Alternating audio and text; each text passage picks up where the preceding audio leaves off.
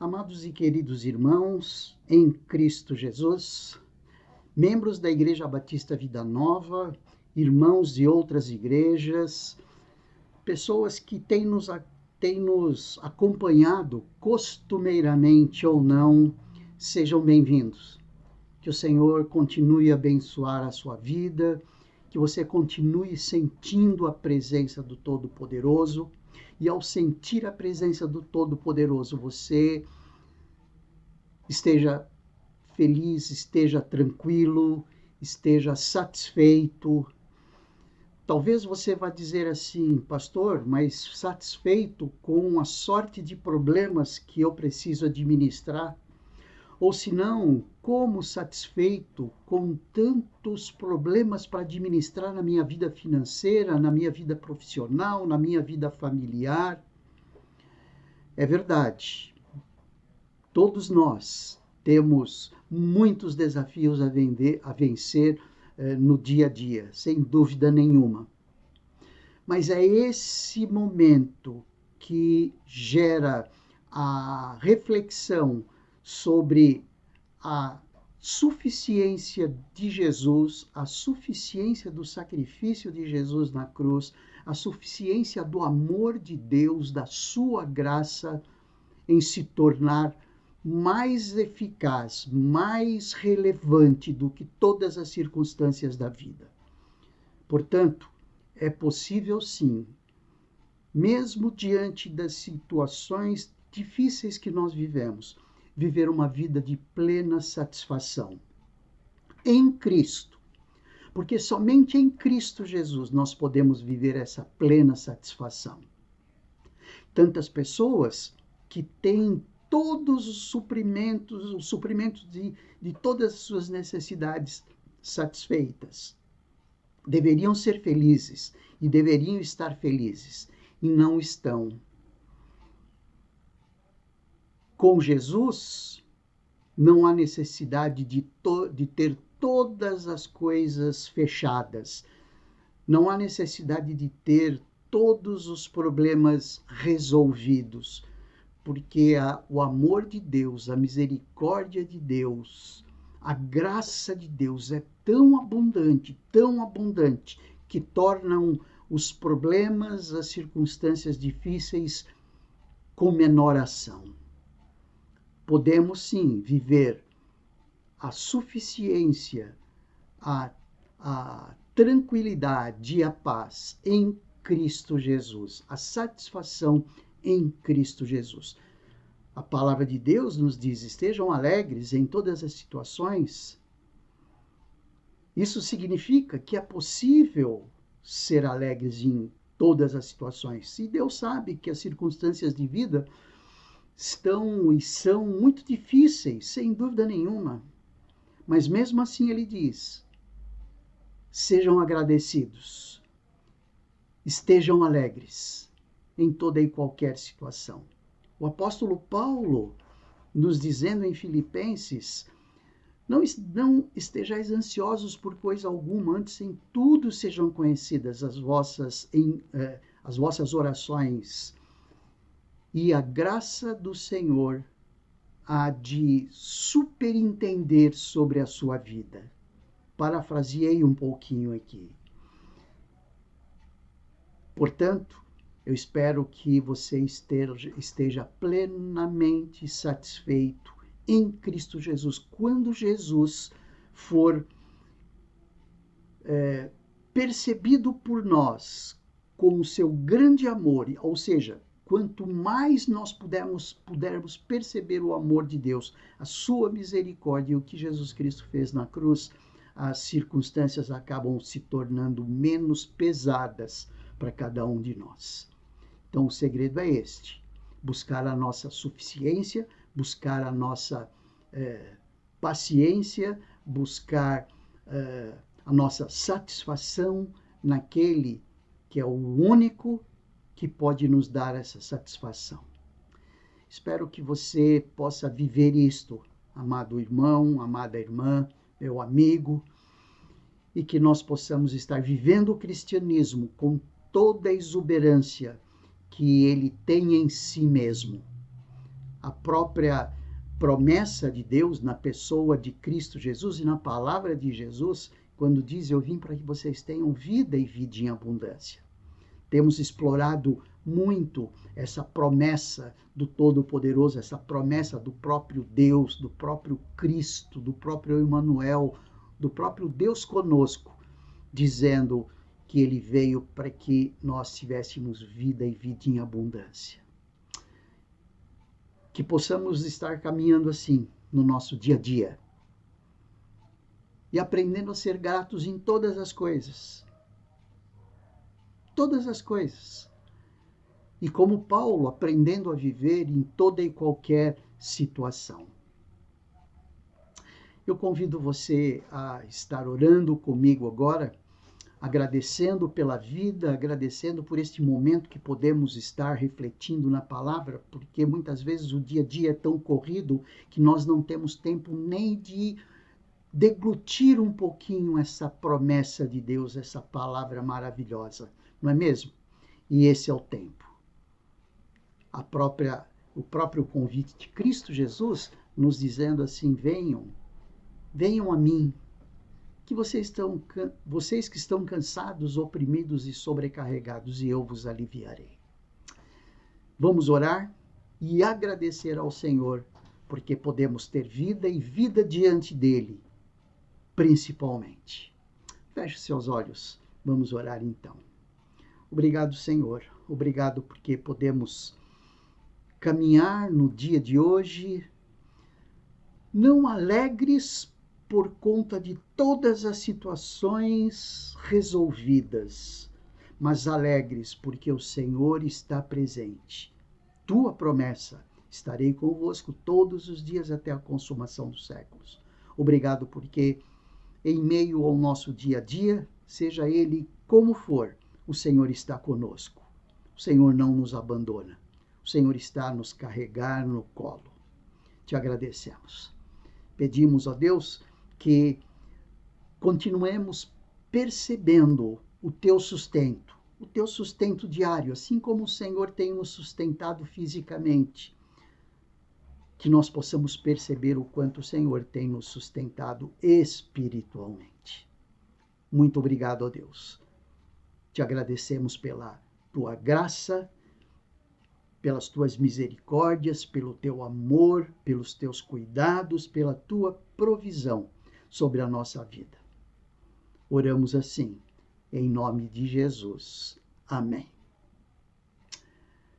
Vamos ouvir um louvor, depois voltamos a conversar. Até já.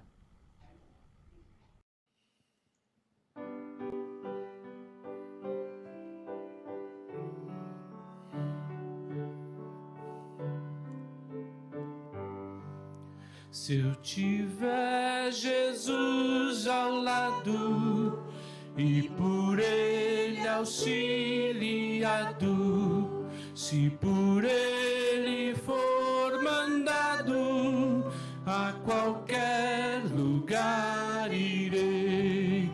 Segurei a meu bom mestre, seguirei a meu bom mestre. Seguirei a meu bom mestre, onde quer que for irei. Seja meu caminho duro, espinhoso ou inseguro, em seus braços bem seguro, onde me mandar irei. Seguirei a meu bom mestre, seguirei a meu bom mestre, seguirei a meu bom mestre, onde quer que for irei. Males poderão cercar-me, ou perigos assustar-me, mas se Cristo segurar-me, aonde me mandar irei. Seguirei a meu bom mestre, mestre, seguirei a meu bom mestre, seguirei a meu bom mestre, onde quer que for irei.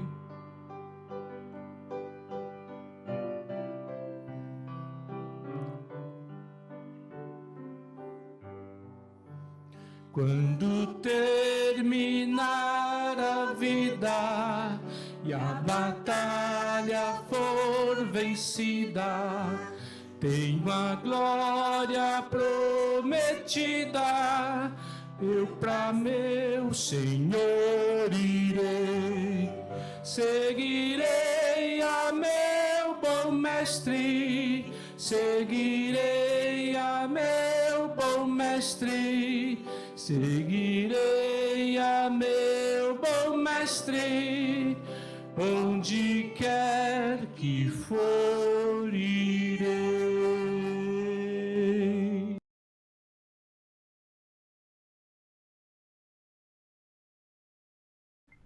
Queridos irmãos, nós temos conversado nessas quartas-feiras todas sobre o tema Vivendo o Evangelho, vivendo a boa notícia. Nós fomos alvos por essa boa notícia.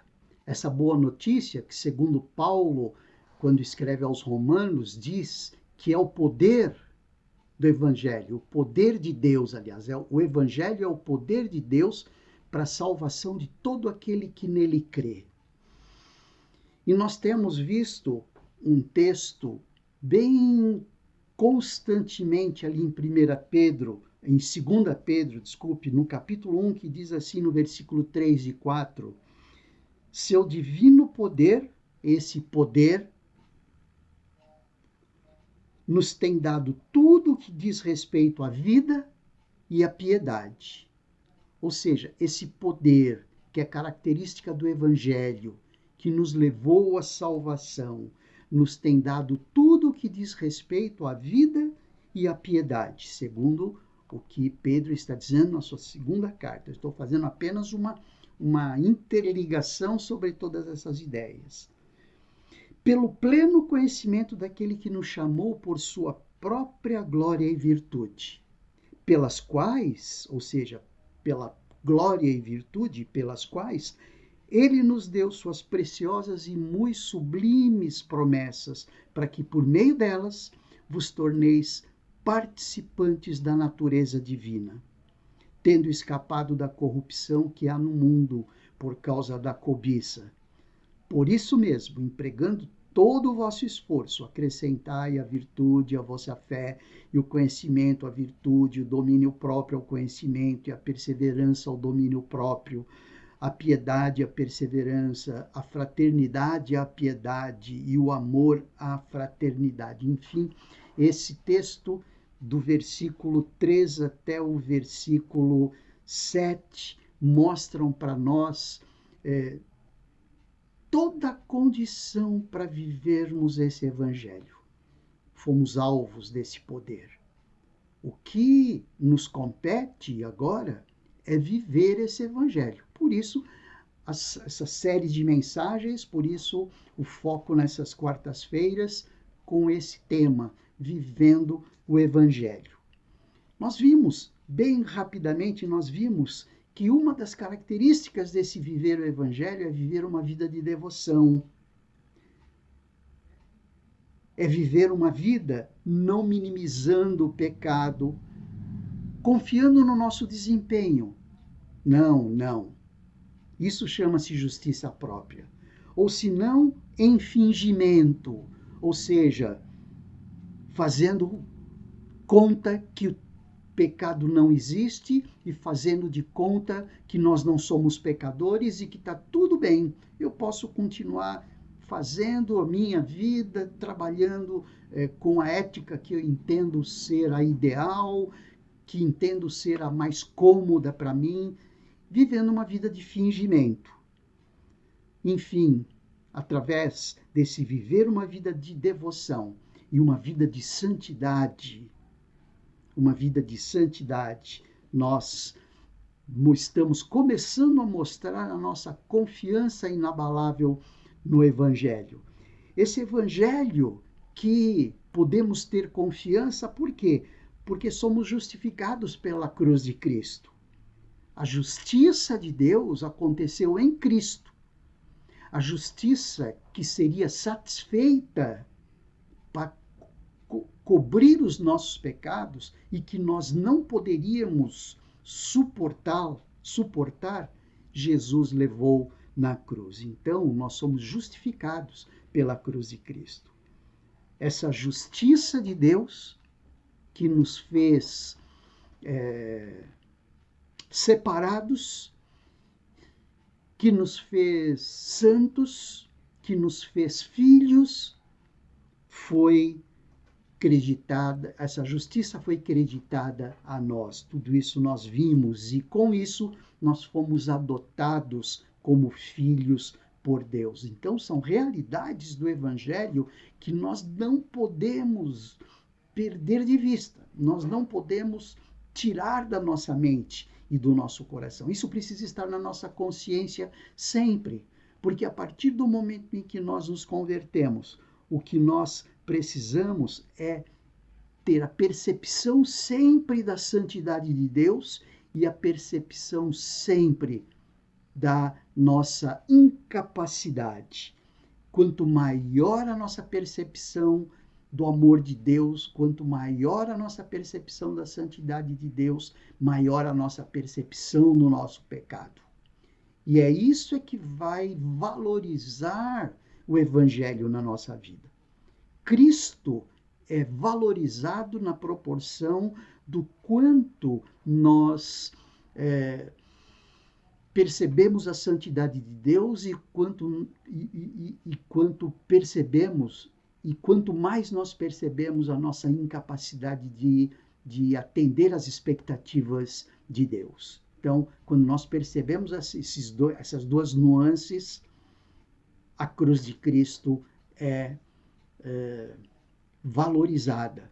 O sacrifício de Jesus é valorizado. Enfim, nós temos comentado muitas coisas sobre isso, mas eu quis passar para os irmãos essa base, não é, que tem pautado as nossas reflexões nessas quartas-feiras sobre o viver o Evangelho.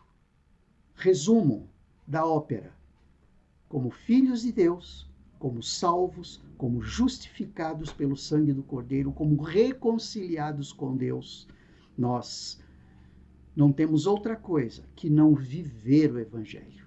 Viver é o nosso dia a dia. Não é conhecer o Evangelho somente, é viver o Evangelho. Não é só, como temos dito, ortodoxia, conhecer bem doutrina, mas ortopraxia, prática dessa doutrina. Viver aquilo que sabemos, não é mesmo? Então, isso é Evangelho. E hoje eu gostaria de conversar um pouquinho com você sobre o amor à palavra de Deus. O amor à palavra de Deus é um outro recurso recurso não, mas é algo que nós devemos ao Pai, é ter amor à sua palavra, ter amor à sua revelação. E a partir desse amor à sua revelação, amor à sua palavra, nós temos benefícios. Nós não queremos falar dos benefícios primeiro. Nós queremos enfatizar o amor à palavra de Deus. Tem uma porção das Escrituras que fala muito sobre a palavra de Deus. Você arrisca aí uma resposta para qual das Escrituras enfatizam de maneira muito forte, constante e abundante o valor à palavra de Deus? Tentou? Não é o Salmo 119? Quando nós olhamos nos Salmos, que tem a ver com o pulmão de respiração espiritual. Se a Amazônia é o pulmão do mundo, o livro de Salmos é um pulmão que nos possibilita respirar espiritualmente melhor. Tanto é que os salmistas, na sua, como exercício do seu relacionamento com Deus, eles compunham os salmos. E Deus revelou a esses homens de Deus, Davi, Moisés, Salomão, os filhos de Coré, enfim, usou esta estrutura do povo de Deus para mostrar muito da sua revelação. Então, eu gostaria de focar a minha atenção um pouquinho aqui em 3 textos, que agora sim, esses 3 textos do Salmo 119 mostram para nós alguns benefícios. Mas antes, eu gostaria que você lembrasse que os salmos têm a ver exatamente com isso. O quanto o povo de Deus se alegrava em estar na presença deles. Um dos textos que surge na nossa mente é o Salmo 84. Se você abrir a sua Bíblia no Salmo 84, nós já vamos perceber um pouquinho isso, quando o texto diz ali: ó Senhor dos exércitos, como os teus tabernáculos são amáveis. Minha alma suspira e desfalece pelos átrios do Senhor. Meu coração e meu corpo clamam pelo Deus vivo. Olha só que expressão devocional. Olha só como viver o Evangelho, aquele elemento de uma das manifestações, ou um dos elementos importantes quanto a viver o Evangelho, é uma vida de devoção. E olha, o salmista, mesmo sem conhecer o Evangelho como nós conhecemos, essa boa nova que chegou para nós, mostrando que Jesus transforma, que Jesus é o Cristo, que Jesus é aquele que veio nos resgatar, que Jesus é o nosso modelo de homem, de ser humano, que Jesus é a nossa referência. Mas aqui ele já mostra um elemento devocional que ilustra bem o viver o Evangelho. A maneira como o salmista mostra, não pelas suas palavras, mas pelo que ele estava sentindo no seu coração. Minha alma suspira. Que coisa, que expressão. Minha alma suspira e desfalece pelos átrios do Senhor. Os átrios do Senhor significava a presença de Deus. O lugar santo dos santos, o tabernáculo como um todo, era o local da presença de Deus.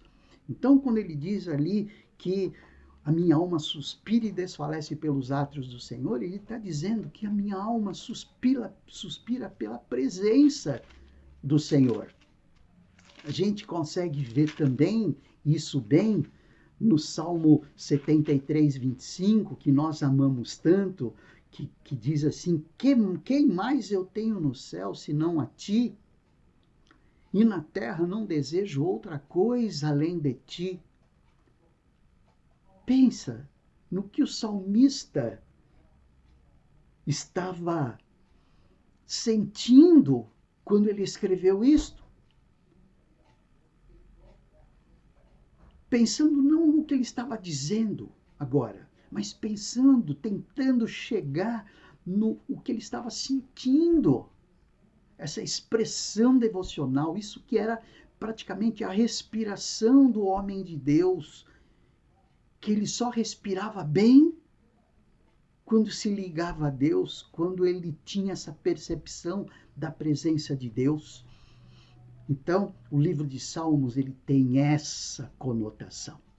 E esse Salmo 119, de maneira específica, composta por 176 versículos, e desses 76 versículos divididos em 22 porções de 8 versículos cada um, nós podemos perceber o quanto o salmista amava a palavra de Deus. Por isso, o amor à palavra de Deus tem tudo a ver com viver o Evangelho. Nós não podemos viver o Evangelho com dignidade, com respeito e com eficiência diante de Deus em nosso cristianismo se nós não amarmos as Escrituras Sagradas se nós não amarmos a palavra, se nós não amarmos a palavra de Deus. Então, o salmista, que desses 176 versículos, cerca de 168, 170, ele fala ou escritura, ou palavra, ou lei, ou mandamentos, ou ordenanças, ou testemunhos. Todos os versículos existe uma dessas palavras que representam exatamente isso, a palavra de Deus, as Escrituras Sagradas. Esse esforço de Deus em tornar-se conhecido ao seu povo e às criaturas humanas, não é? Muito bem, eu gostaria de mostrar aqui alguns aspectos desse salmo, que é chamado Salmo de Exaltação. Os salmos têm alguns nomes, este é um dos salmos chamado Salmo de Exaltação. Exaltação às Escrituras Sagradas, exaltação à Palavra de Deus.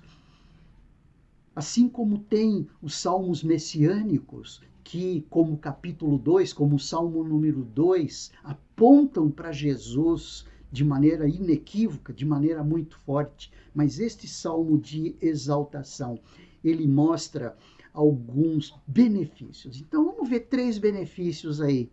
Alguns benefícios aí do amor à palavra de Deus. Veja bem, viver o evangelho sem amor à palavra de Deus é viver o evangelho de maneira medíocre. É não sentir e perceber tudo aquilo que Deus tem para nós acerca das Escrituras Sagradas, que é lâmpada para os nossos pés, que é luz para guiar os nossos caminhos, como diz exatamente o Salmo 119 e 105. Está dentro dessa grande porção de 176 versículos. Ali no versículo 11, então nós vamos ver 3 versículos aí com algumas nuances importantes de benefícios. E como esses benefícios são importantes? Vejam só no versículo 11, que está no segundo grupo, portanto, desse Salmo 119, que diz assim: guardei a tua palavra no meu coração, para não pecar contra ti.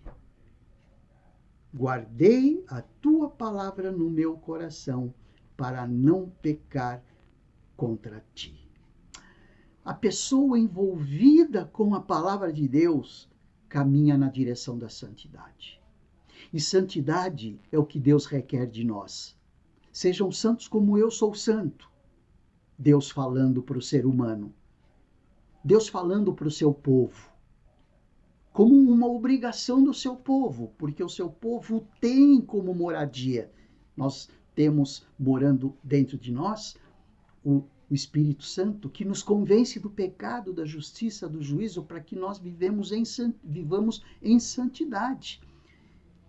E aqui o salmista diz o valor da palavra de Deus nos levando à santidade. Quando ele diz, guardei a tua palavra no coração, no meu coração, para não pecar contra ti. Isso significa que quando guardamos a palavra no nosso coração, quando nos envolvemos com a palavra, nós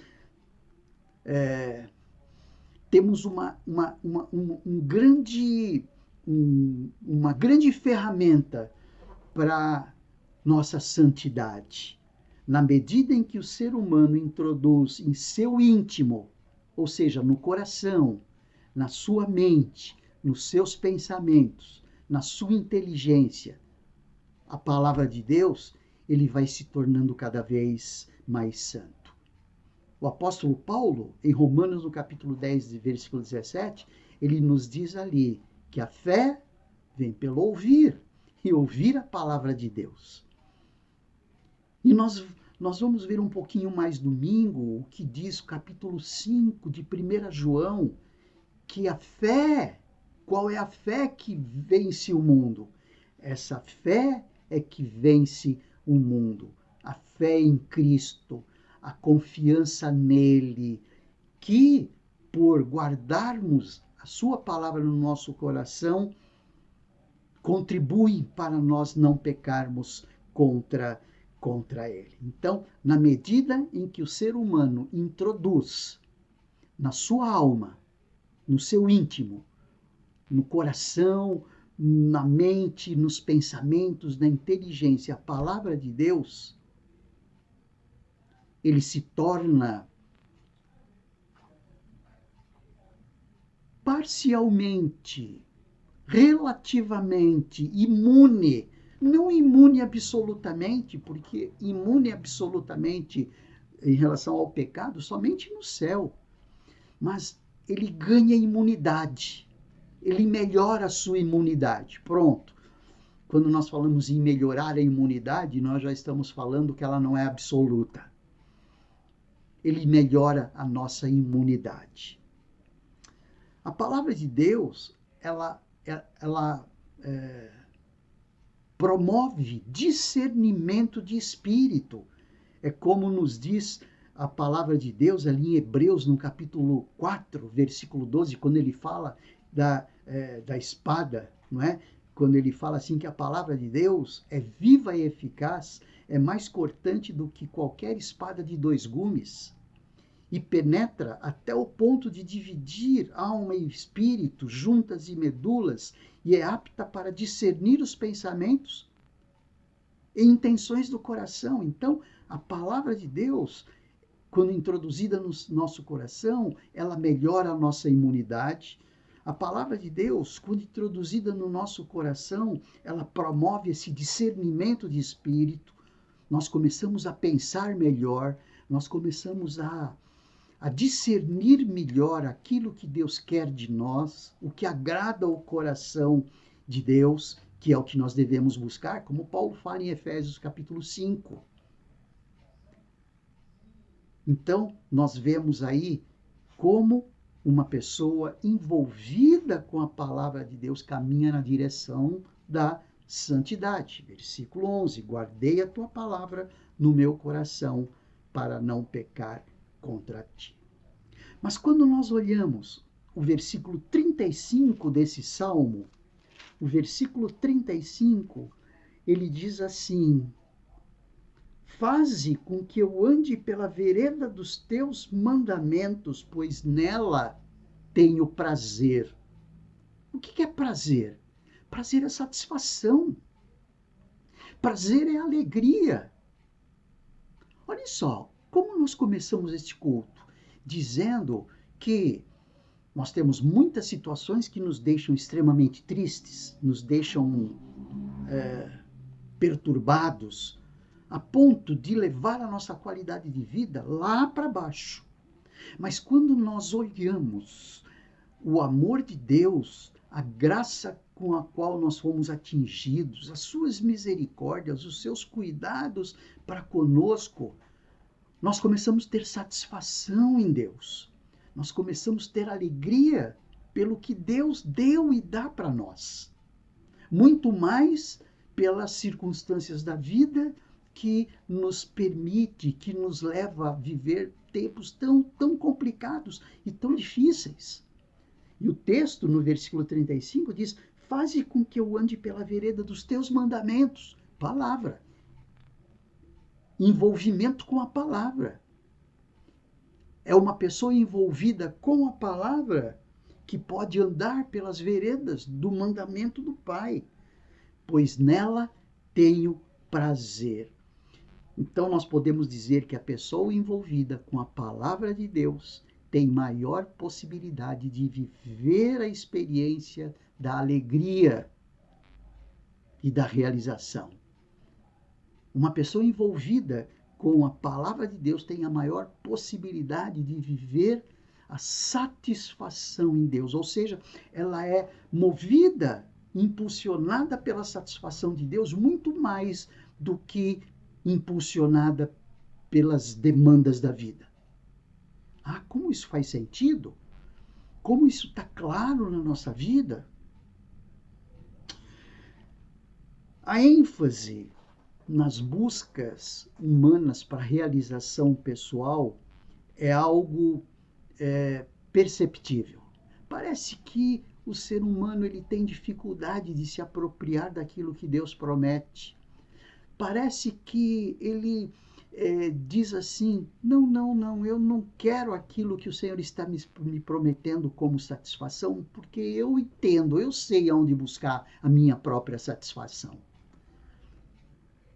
Parece que o ser humano, de maneira consciente, a gente sabe que não é consciente, mas inconscientemente, ele acaba desdenhando das promessas de Deus que realmente irão lhe dar prazer, para buscar as suas próprias maneiras de viver a alegria e a realização. Então, a ênfase nas buscas humanas de realização, de alegria e de preenchimento do seu coração faz com que ele nunca esteja satisfeito. Ele não consegue fazer isso.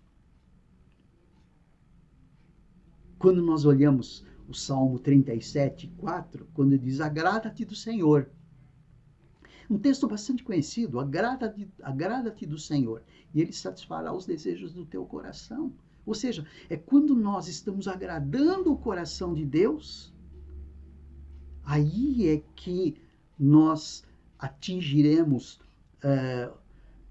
melhor a satisfação da nossa vida. Agrada-te do Senhor e Ele satisfará os desejos do teu coração. E voltando no Salmo 119, 35, quando ele diz, olha, Senhor, faze com que eu ande pelas veredas dos teus mandamentos. Mandamentos, palavra, escritura, lei, ordenanças. Pois nela tenho prazer. Veja, como a palavra é harmônica.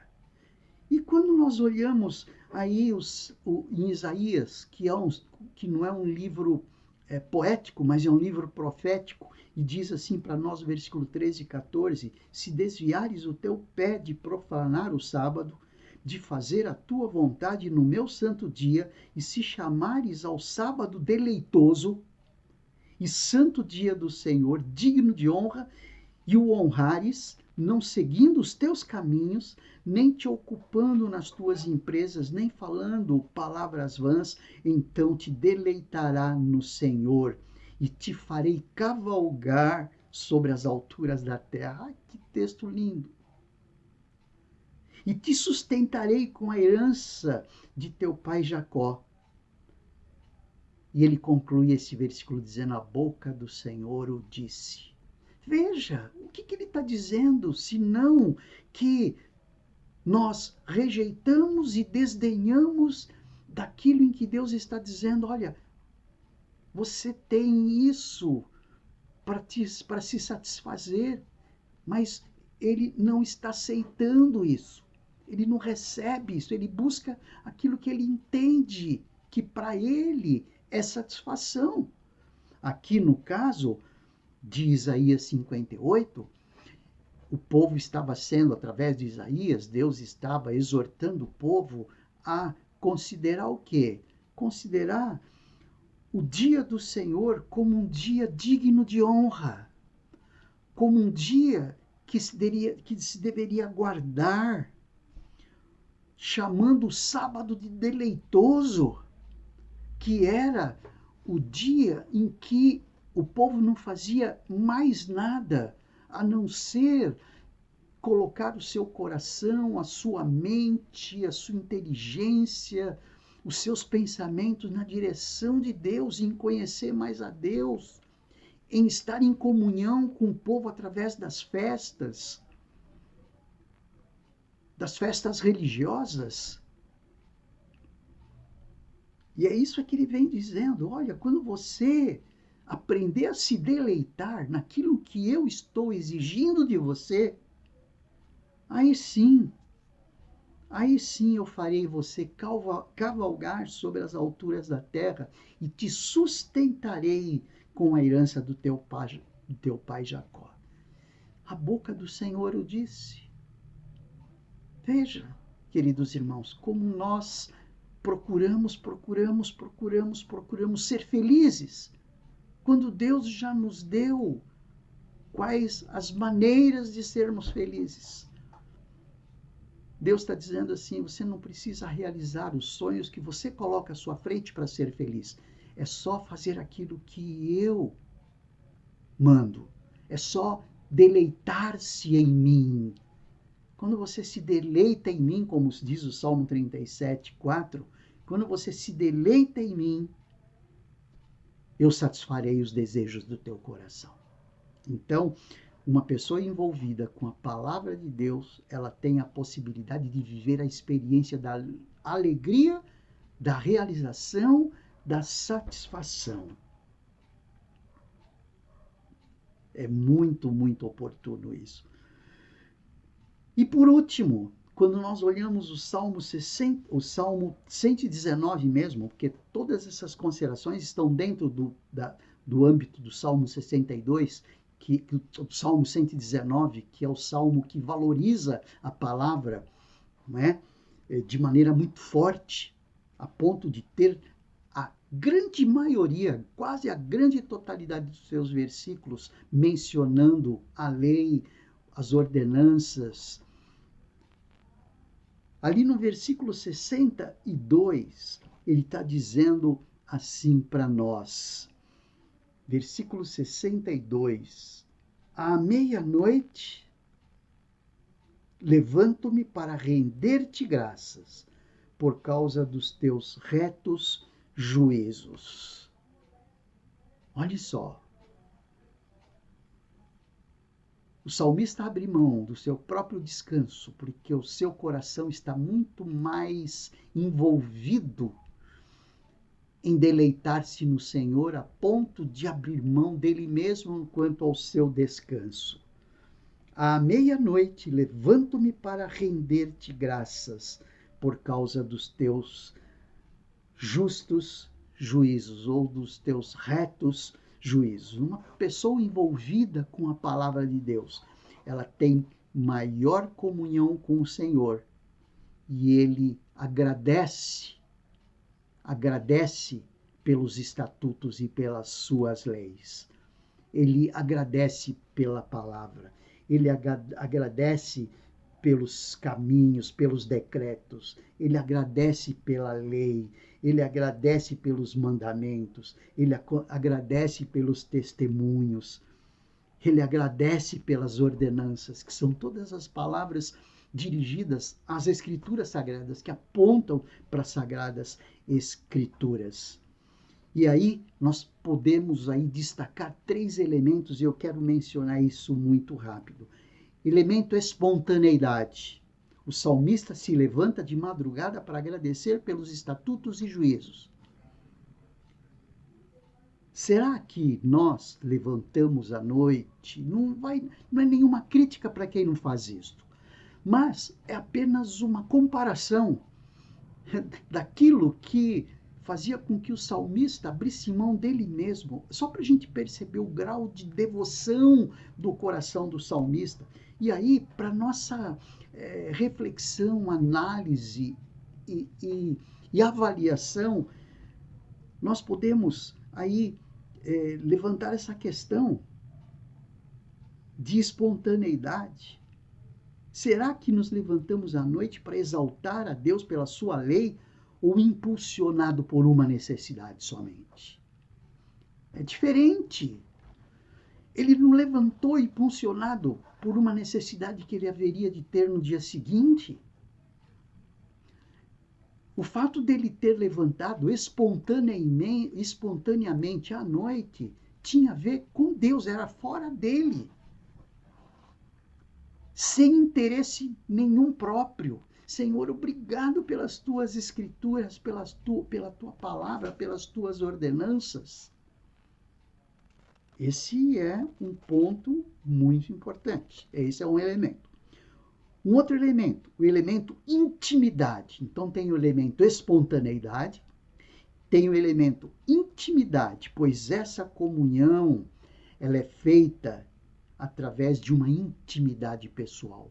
Gente, o salmista, ele enfatizava essa intimidade pessoal. A gente percebia uma pessoalidade na sua relação com Deus. Quer saber?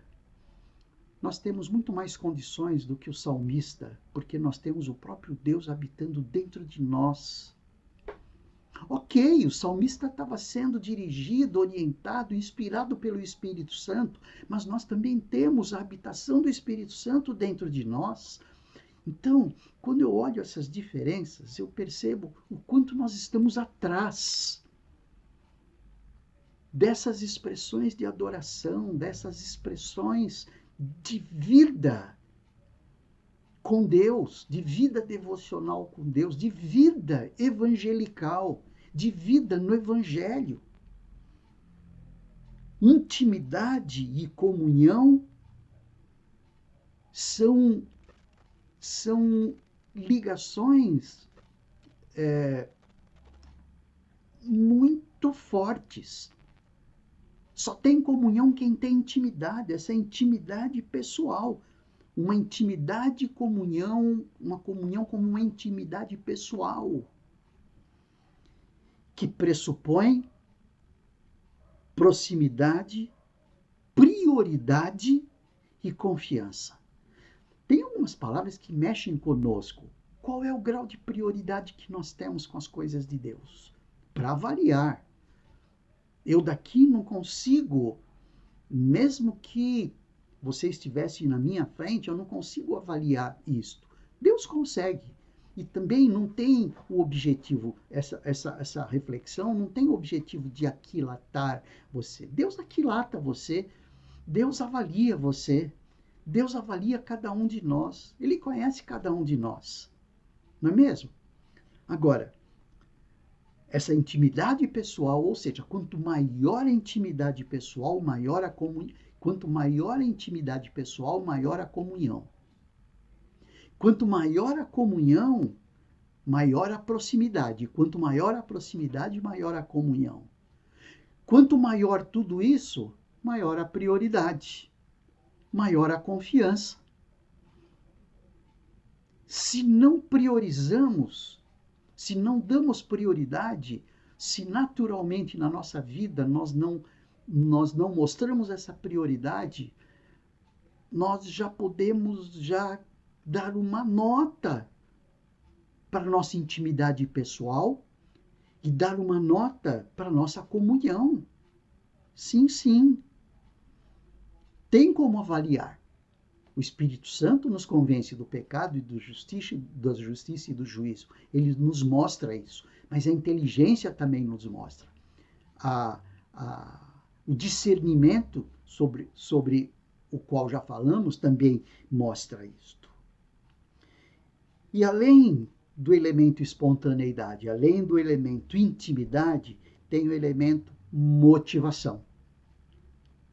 Pois essa motivação que o salmista demonstrou aqui,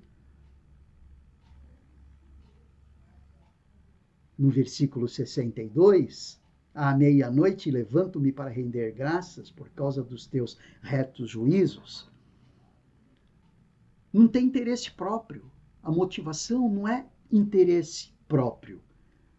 Não é uma bênção específica. E sim, puramente gratidão. Gratidão. Imaginem o seu filho, a sua filha, ou alguém tão muito próximo de você agradecer. Aí você diz, agradecer pelo quê? Não sei, eu quero agradecer. Muito obrigado. Muito obrigado por você ser o que você é. Nenhum interesse. Isso mostra intimidade, não mostra? Isso mostra pessoalidade, isso mostra comunhão. Queridos, que a nossa oração seja, Senhor, que o meu coração repouse sobre os ensinos da Tua palavra. Que o meu coração seja influenciado pela Tua palavra. Que eu esteja envolvido, que nós estejamos envolvidos com a Tua palavra.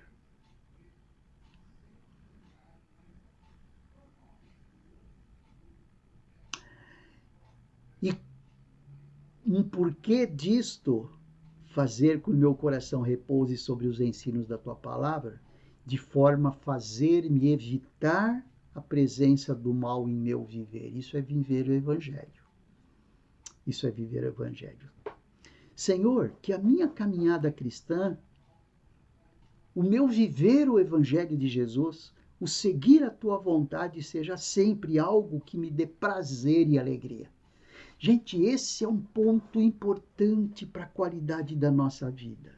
Senhor, que a minha caminhada cristã, que o meu viver o Evangelho, seguindo a tua vontade, seja sempre